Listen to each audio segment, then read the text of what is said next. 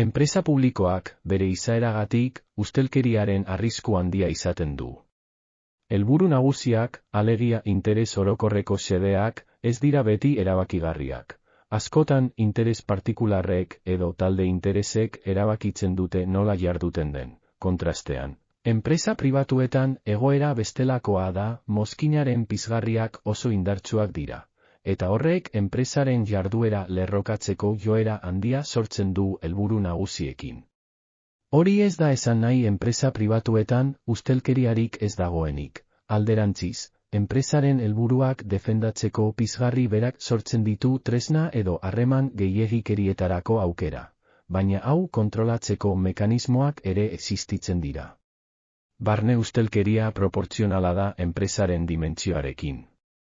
Mikroenpresetan, jabe bakarra eta langile gutxi dituenetan, enpresaburuaren hurbiltasuna langile guztien jarduera zuzenean lerrokatzen du etekinaren helburuarekin. Eta horrek ustelkeriaren arriskua mugatzen du. Hala ere, enpresa ertain eta handietan arrisku hori handitzen da neurri handiagoa duten erakundeetan.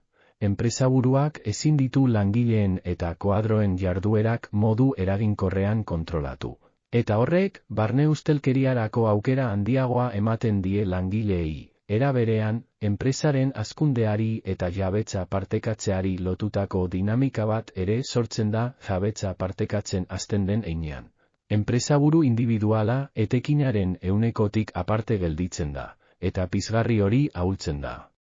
Ondorioz, barne ustelkeriaren arriskuak areagotzen dira, batez ere kapitalean partaidetza txikia duten jabe edo kudeatzaileen kasuan.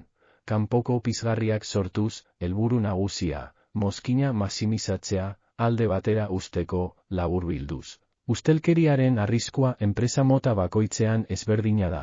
Publikoetan interes orokorrak ez betetzea gerta daiteke. Pribatuetan, pizgarri handiak helburuarekin lerrokatzen dira, baina tresna gehiegikerietarako arriskua sor dezakete. Eta enpresa ertain eta handietan. Barne ustelkeriaren arriskuak jabeen parte hartze eta kudeaketa distantziaren araberakoak dira.